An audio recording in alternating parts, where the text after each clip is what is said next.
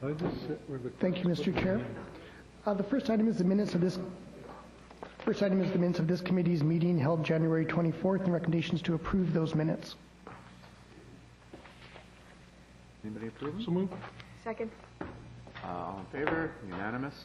And just before we move on to the next one, I'd just like to remind everybody to take your cell phones and turn them off or put them on vibrate.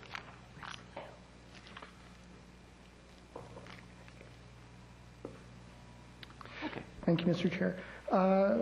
Item 2 is our delegation. I'd like to invite Ms. Susan Foster to come forward. She's going to speak on Tri-Cities Early Childhood Development Committee. Welcome, Ms. Foster. Thank you. Now, you should all have a copy of our Tri-Cities Early Childhood Development Community Accord. It was supposed to be in your package, so that's what I'm here to talk about today. I also brought you some other little gifts that I'll pass around after. I've got our early child development calendar, developmental wheel, and our strategic plan for you as well. So we're here today to formally request that the City of Coquitlam be a signatory on the Tri-Cities Early Child Development Accord. And you do have that in front of you. So over the last 16 months or so, roughly, we have met with all 12 proposed signatories. In fact, we first came to this committee on December 14th, 2009 to give you an overview of the Accord and introduce you to the Early Childhood Development Committee and our community development work. I think at that time the Accord was actually called a Memorandum of Understanding, and we've since revised that. Just to refresh your memory, the purpose of the Accord is to establish dialogue for a collaborative and community-based system of early childhood supports and services, to promote family and community capacity to support early childhood development, to promote innovation and shared initiatives, and to encourage multi-sectoral and interdisciplinary approaches. As a result of our presentation to you, we presented local ECD research data to City of Staff Coquitlam on January 20th, 2010, and subsequently met with Joyce Fortis and Rob Innes on February 25th, 2010. Joyce and Rob reviewed the initial draft document with us at that time and made many practical suggestions which we have incorporated into the final version that you have. This included changing the document from a Memorandum of Understanding to a Community Accord and ensuring that the language within reflected our intended outcome, which is collaboration among partners without the allocation or reallocation of financial resources. What we're asking for is a designate from the City of Coquitlam to attend 2 meetings per year to discuss the potential for collaboration on early childhood initiatives across the Tri-Cities. In October 2010, we met with the majority of the partners to draft the final document, which you have before you. This final document will be signed at our 2nd annual Champions for Young Children Awards of Excellence event on May the 12th, 2011, which Mayor Stewart and Councillors Reamer and Asmundson attended last year. In closing, we would like to officially request that Mayor Richard Stewart sign the document on behalf of the City of Coquitlam and that a designate be appointed to participate in the biannual review meetings. Any questions or comments, clarifications from you? Councillor Robinson? Thank you. Thank you very much for the presentation and the explanation and the history. How does this fit in with Solutions by Design, which is another sort of community collaboration? It's not really connected. We're a separate committee. I can give you our brochure. We're the Tri-Cities Early Child Development Committee. We are aware of Solutions by Design. They consulted with us. They had sort of 8 different areas that they were looking at, and when they were looking at the early childhood piece, they consulted with our committee to get ideas of sort of the gaps and what we're working on. Right. So there is a liaison between the two. I'm just making sure. Yeah. Well, there is I mean, we talk. Yes, we definitely talk, and there's members from our committee that sit on Solutions by Design. Right. I don't directly, but there are lots of people that do. That's great. Thank you. What sort of a commitment are you looking for from us other than being a signatar? Just to attend the 2 meetings, because what we agreed at the meeting that we had in October with the majority of the signatories was that we wanted to have 2 meetings a year where we just kind of looked at what everybody was doing around early childhood and have discussions about how we can collaborate. So at this point, that's all we're asking for. It's our hope down the road that people may decide to kind of work together on projects, but that's not something we're asking for at this point. So you see this developing into something much more? I hope so. Yeah, that's our hope. What do you see the city's involvement being? I think around looking about how can we look at what we've got and pool it, not reinventing it, not asking for more, but okay, if we're doing this over here and we're doing that over there, is there some way we can share staff? Is there some way we can share expertise? Can I train your staff? Can you train my staff? Things like that. So what kind of funding will you be looking for from the city? No funding. So down the road, when you start to ramp up and gear up, you're not going to be looking for funding for any of this? Not at this point. That's not the intention. Not at this point. Okay, thank you. Neil? Thank you. 2 meetings a year. Are you looking for council representation or staff? It would be figure out from the intent of your meeting what the appropriate level of involvement is from the city. That would really be up for you to decide. Probably staff would be the most appropriate because they would have more of the knowledge of kind of the day-to-day operations around what's happening in the area. But I know, for example, in Belcarra, we're going to have an elected official sit at the table. So we just want somebody from Coquitlam. Okay, thank you. Well, You're on You're board. all on me. Press it again. There we are. No. Councillor Reid. Bad girl. If you want staff, that's money. So somehow it does involve money. But just through, if I may, to Selena, you mentioned the other... Solutions by Design. Mm-hmm. Right. Is that not where this would fit in better? I mean, I guess if they're going to be another organization do we not have other organizations doing the same thing? I thought that was the whole purpose of that society, is to get everybody together under one umbrella. Councillor Reimers, do you? Yeah, I'd like to answer that. I am very familiar with Solutions by Design. I have attended some of the meetings as an individual, and I was previously attending as a City of Coquitlam representative. Solutions by Design is in the process of looking at its mandate, looking at its name, looking at how it can better serve our community. And right now it is in transition. And we have kept in close contact with Susan and MCFD, and we will continue to do that. However, we are examining, we're in a transition right now, and I don't see that there's going to be any duplication if we do indeed head in the direction that I think Solutions by Design is going to head. I don't see that there's going to be any conflict with the two groups. Thank you. Okay, thank you. Okay, any other questions? Yeah. Clear? Yeah. So I just want to make sure I have an understanding that there, as Councillor Reid pointed out, it is money for us to send staff to 2 years. Absolutely money, Yep. city resource. But if I understand correctly, it also means that our staff could benefit greatly by partnering with other programs, other projects, and in fact, it might actually cost us less, potentially, if we choose not to do a program because it's duplicating, and we can direct folks to those folks over there who are doing that project too. So either way, it could go either way. Yeah, and I mean, we've seen some sort of one-offs as a result of our Early Child Development Committee that, like what you're describing, where a nonprofit and a city have partnered on a program. And the benefit there is that the nonprofit can apply for grant money to support the staffing. So you can actually expand what you're doing, whereas the city might have only been able to run 1 6-week group with the resources they had. With the nonprofit coming in with funding, you may be able to run 4 sessions. Right. You know, so there's a lot of potential to do that, and we've seen that happening in bits and pieces. The purpose of this is to try to make it happen more consistently and in a more uniform way. So there's benefits both ways. It's a two-way street, Right. Absolutely. So the way I understand it, so given that you're talking about 2 meetings a week, I'd like 2 meetings a year. Sorry, 2 meetings a year. Sorry, my head. So I wouldn't mind actually hearing from staff if that actually makes sense for them from a programmatic perspective, if they see that it would be worthwhile for us as a city to invest a bit of staff time, that the synergies that would come out of that and the relationships would come out of that would benefit the work that we're already doing. So I would just find that really helpful to hear a staff perspective on that.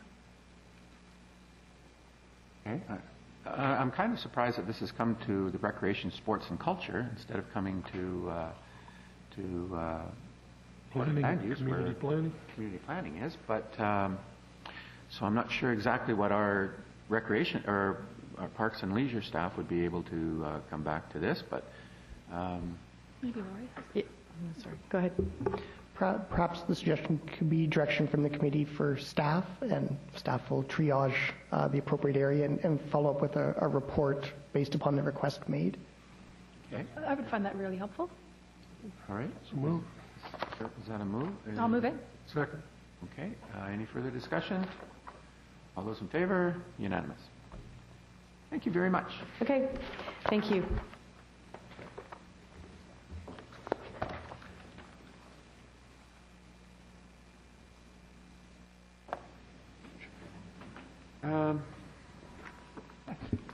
Thank you, Mr. Chair. Item 3 concerns park naming, and this is the site at 3300 block of Millard Avenue. Staff recommendations that council endorse the name Millard Park for the new neighborhood park under the development in the 3300 block of Millard Avenue. Thank you. And just to throw this out to everyone after reading the report, there was an issue before, and this is why I went back, was because it was Millard. But they're also open to having this name Millard Orchard Park. So I wonder if that wouldn't be a good compromise. Yeah, I'll move that. I am still concerned that if it's Me too. Millard and it gets confusing. So if it's hyphenated, I would absolutely support that. I think it's helpful. Okay. Councillor Asmussen? Well, thank you. I mean, I support the name being Millard. If it wants to add in Millard Orchard Park, what it was, it respects the history and the pioneers in the Northeast. And we've had Millard Street in there for many, many, many years, and people haven't driven up there expecting Millardville up off Millard in Northeast Coquitlam. So I don't see the confusion here, and it's not a destination park. It's a neighborhood park. It's a very small park. So if it's Millard Orchard Park, I have no problem, or Millard either way. But I don't see the issue of confusion on this at all. Thank you. Mayor Stewart? And for the last 30 years, people have not been navigating around the Lower Mainland using GPS machines. I have put in a GPS machine, my own GPS, the name of a park in Richmond, and if I'm not careful, it will choose the name of the same park in Toronto or something else. And if, of course, I'm not stupid enough to drive to Toronto to get to it, perhaps, unless I haven't had my morning coffee, but I think we have to be somewhat careful if someone chooses Millard, and Millard is hard to spell necessarily. If someone from another community were to put the name Millard in and end up with Millard Park in Coquitlam and end up on Burke Mountain, I worry about the possibility in the era of GPS that spellings become a little bit more loose and that people can be misdirected by those decisions. So what do you think about the Millard Orchard? So I think Millard Orchard, if it showed up on your GPS Millard Orchard Park, there's no one's going to go there because they were trying to get to Millard High School. So would you like to second this? I second that. Right. I thought it was already seconded. No? Councillor Reamer? Okay. Well, in view, I really appreciated the history that was attached here, and I would really like to see it simply left Millard. I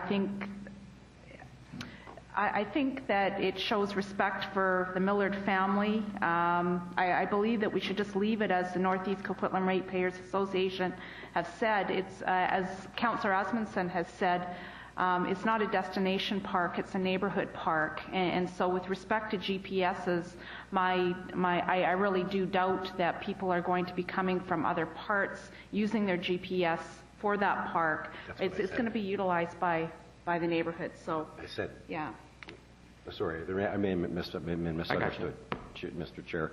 I didn't say they were trying to get to Millard Orchard Park. I think they were trying to get to Millard Middle School or Millard, one of the parks in Millardville, Right. and they got misdirected. The fact that it's not a destination park is irrelevant. If we name it something, they will end up there if they're trying to get to something that is a destination park, is my concern. I see what you're saying. Councillor Nicholson? And my preference would be Millard Park, but I'm prepared to support Millard Orchard Park because I expect that the people in Northeast Coquitlam will call it whatever they like to call it. The park at the end of the street or Millard Park. So. Thank you. Councillor Reid? Why don't we just call it Burke Millard? Burke Mountain Millard or something like that. Well, I mean, Millard and Millardville sound alike, so that's my problem. Although, you know, no one's going to be going there for a huge soccer tournament, are they? Baseball. Nope. So I don't know. I respect the fact that it's named after people from up there. I think that's great, the pioneers. But I think some distinguishing between just Millard, I think, is probably a good idea. well, the motion on the floor is for Millard Orchard Park. All those in favor? Unanimous? Thank you, Mr. Chair. Item 4 concerns the 2011 festivals and special events and the staff recommendations to endorse the 2011 priorities as identified.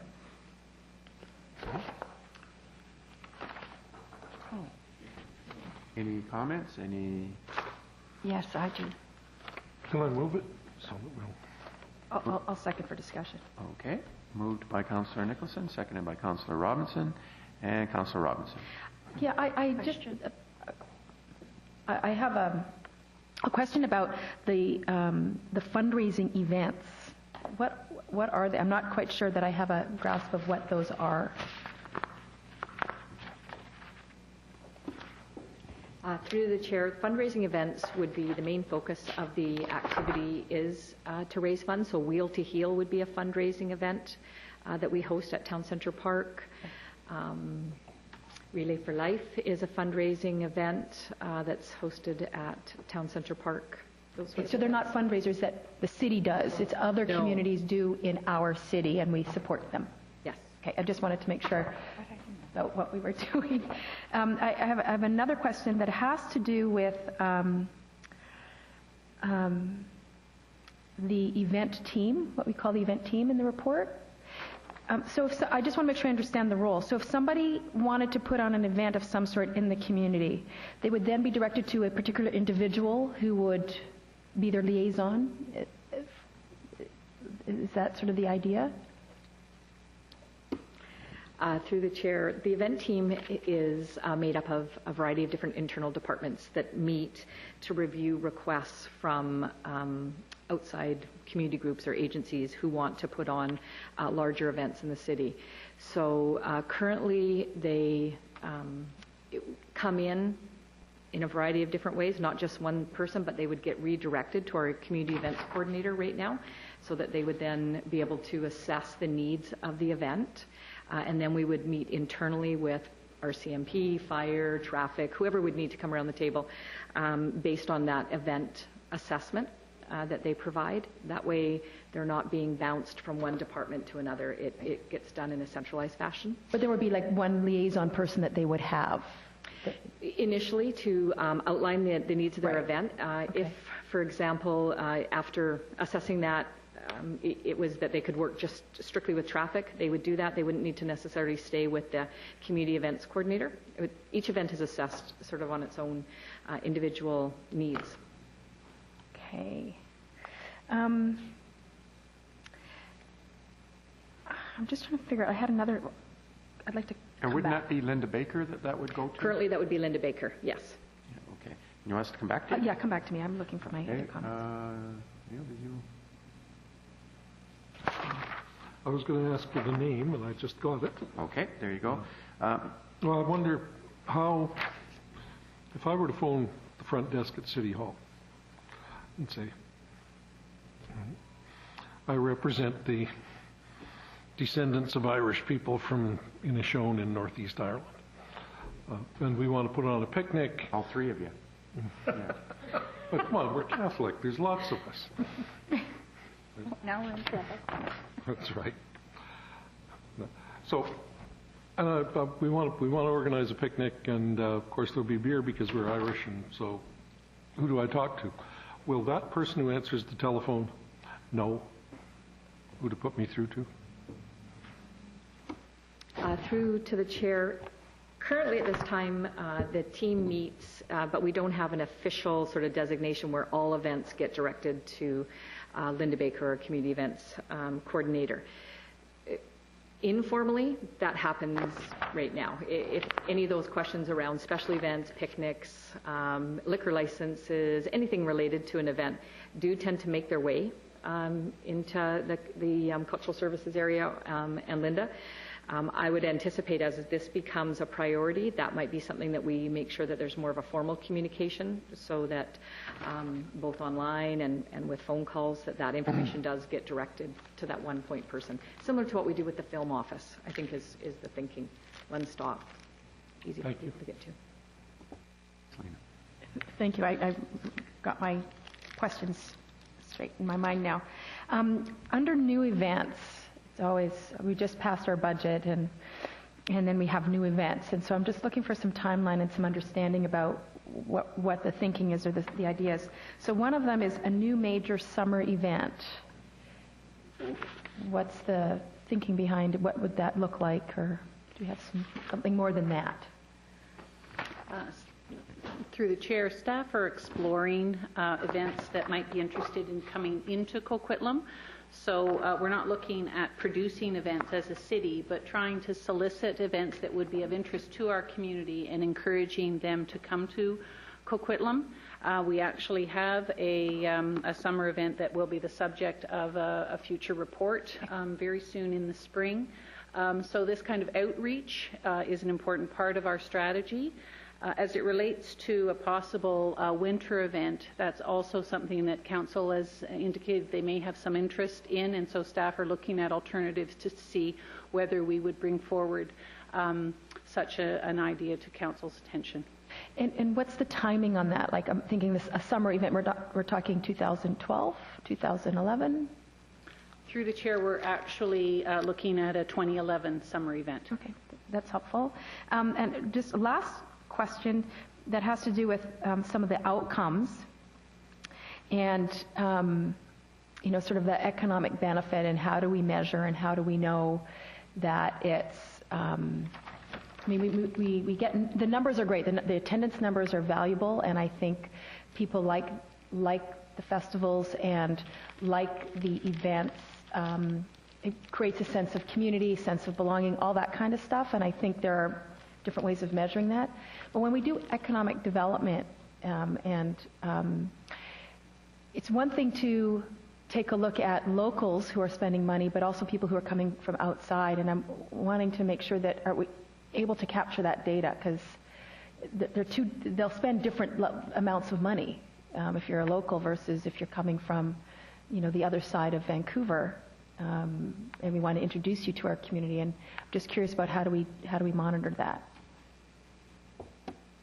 Through the chair, there are a few different economic development calculators that you can use for events or sport tourism, and so we would be looking to use those existing tools that are being used by other cities.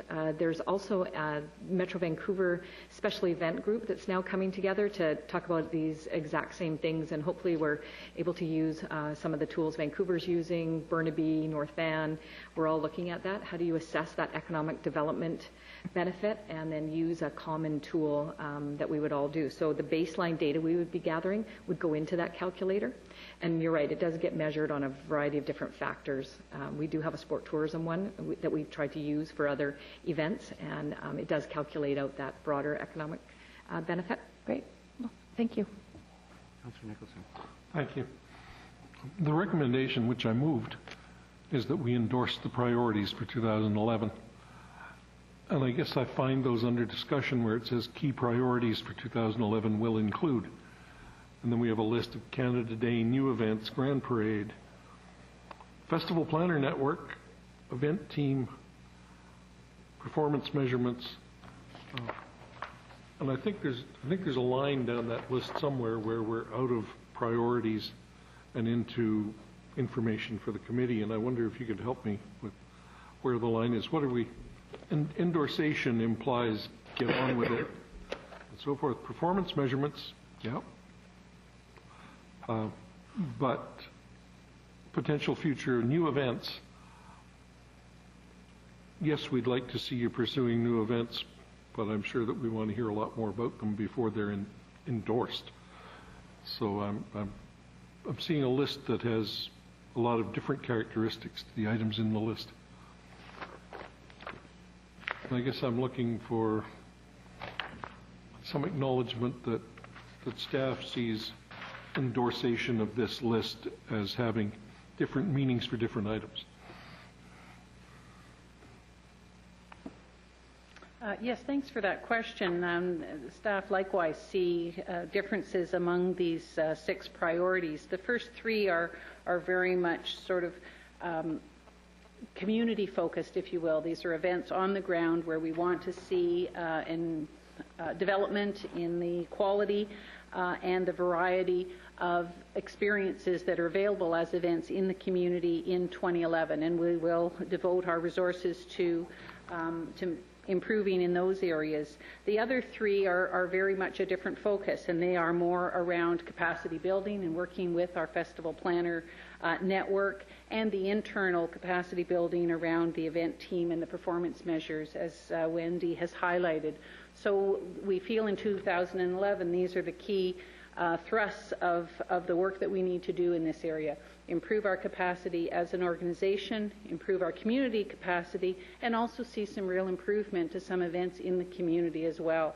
And so from the view of staff, it is the balancing that will overall improve the festival and event experience leading towards 2012 and 2013. We didn't want to put all of our focus just on the event side without balancing that with capacity building in the community and in the corporation. Thank you. Next time. Councillor Reid? Well, this conversation comes as quite eye-opening to me. We had a meeting, Councillor McDonnell and I, with economic development, talking about things about tourism and that. I didn't realize that staff here was tied into Vancouver and Burnaby and Metro and all that with all those other organizations.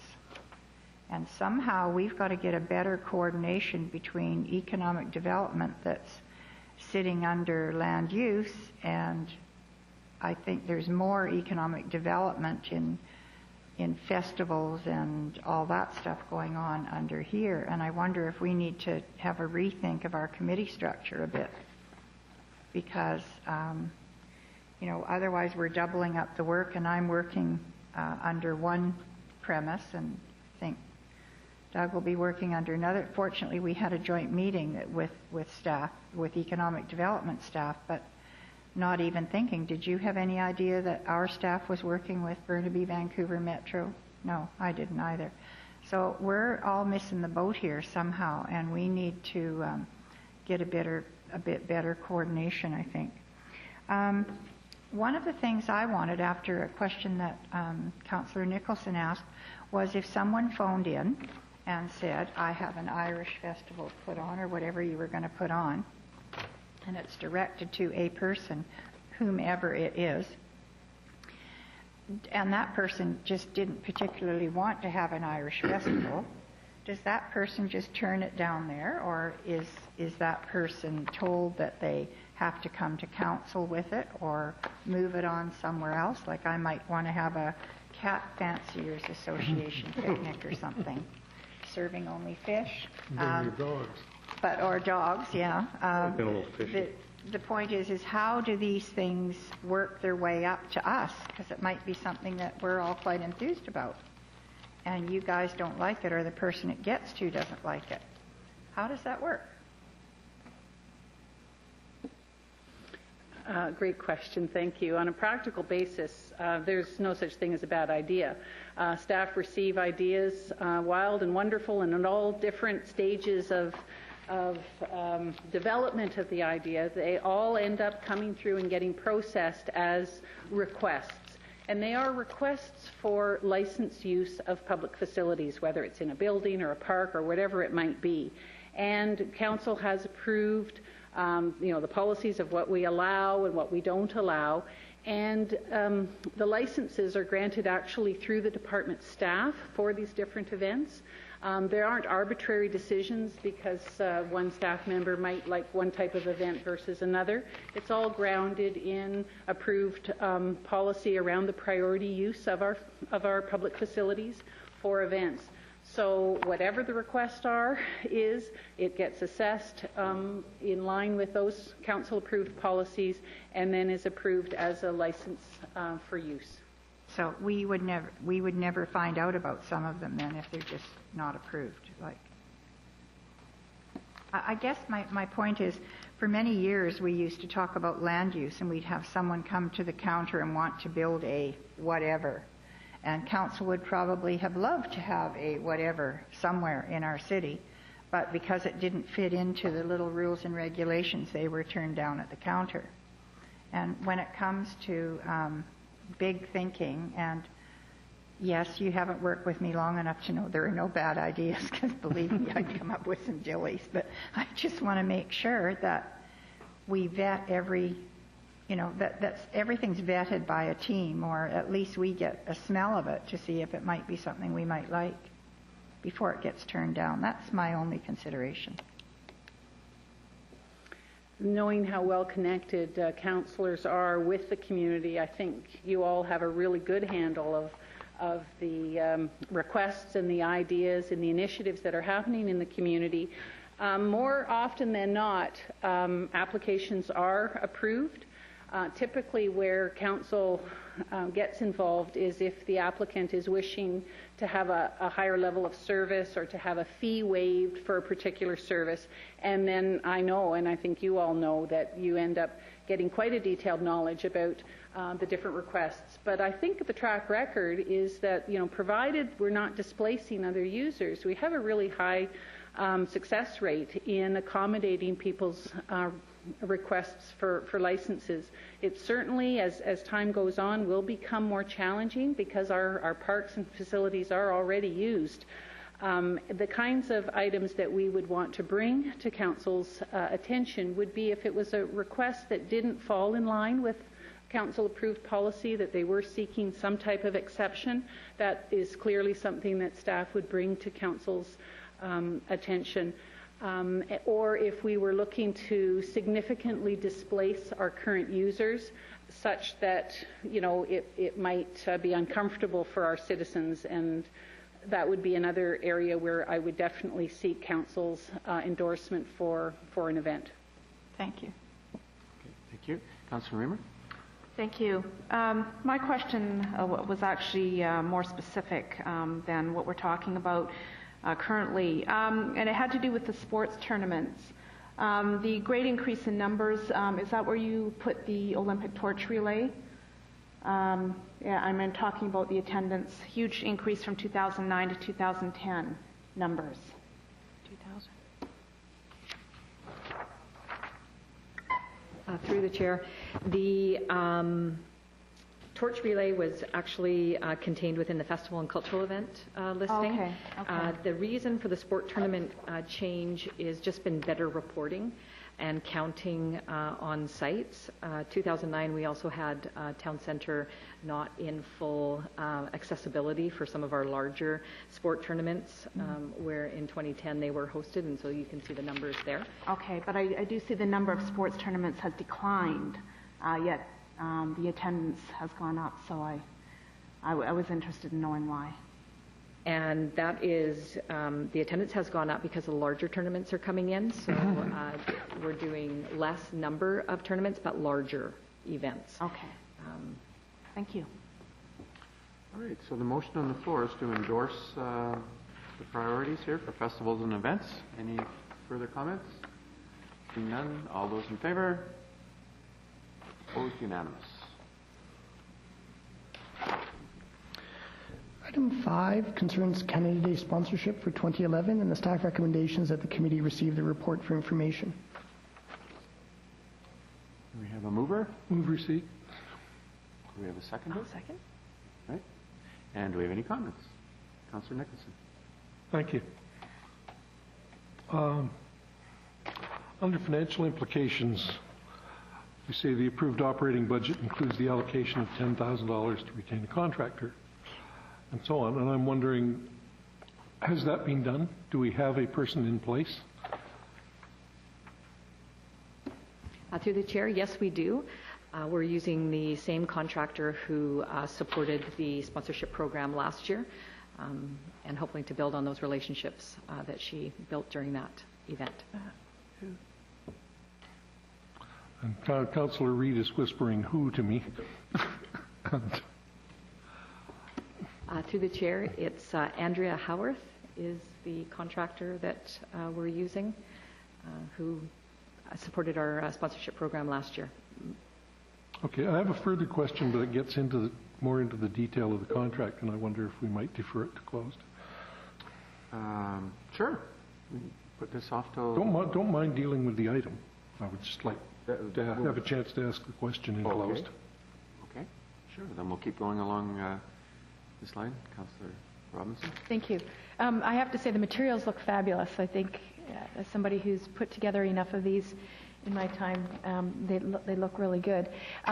So here's my quandary, and I want to be helpful, not harmful, but as somebody who's done enough of the door knocking on businesses in this community and have a relationship with lots of folks who want to get involved and support sponsorships, I think there are those of us around council who have connections of folks. And did you want that help? Would we be getting in the way? Like I want to be as helpful as possible, but would like actually in this case, direction from staff about what would be the way that we could be most helpful. Through the chair, I think one of the intentions of attaching the sell sheet and the sponsorship levels was absolutely to ask for your help and your help with connections that you have in the community. We do have past businesses that have supported this program who are excited to be part of it again this year, but we know we have some new targets to hit, and we'd absolutely be welcome to you helping with your connections. Great. So I suppose we should just touch base with you to get more details and point of contacts and all that kind of stuff? That would be the most logical thing? Great. Thank you. Mr. Gilbert, do we just make a motion then to put this forward to closed, or what do we do here? This report is for information. The recommendations for information. I believe the committee can accept it on that basis and have the questions follow afterwards. So that we can bring up a question and closed on that. Okay. Absolutely. So, any further comment on this before we? Okay, receiving it for information. All those in favor? Unanimous. Item 6 is the minutes of the Arts and Culture Advisory Committee meeting of January 12th. Recommendations to receive those minutes. So moved. Second. Before we get there, Mr. Gilbert, could you explain a bit in here? Thank you, Mr. Chair. Members of the committee would have noted that there's a council action item that is listed in the minutes that has not been put forward for the committee's consideration. Just wanted to note, just to close the loop, that I, as the clerk, withheld putting this motion forward for the committee's consideration, just on the basis that this request does not fall within the purview of that advisory committee. It's essentially because the establishment of standing committees, which includes their name and their composition and those things, is a matter of the sole discretion of the office of the mayor under the community charter. So it's not really an item that should be put forward for council debate, and I myself withheld it on that ground. Thank you for being so diligent, Mr. Gilbert. Any other comment on the minutes? None? Has it been moved? We'll be inviting Mr. Gilbert to the next meeting of the committee. Perfect. To be held accountable for his actions? Yeah. Has this been moved yet? Mm-hmm. It has. All right. All those in favor? Opposed? Unanimous. Thank you, Mr. Chair. That's the last formal item on this agenda. Before we go into close, though, I do have a question. I know this is under information, but the Coquitlam Public Library minutes, I thought that was supposed to go to strategic priorities, to be reported back to them when, on those information. I will follow up on that, Mr. Chair. I'm not specifically aware of that at this moment, but I'll look into it directly. Okay. Thank you. So a motion to adjourn? And I'm sure Councillor Robinson just is eager to second it. Yeah. In favor? Unanimous, and we're going to go into close.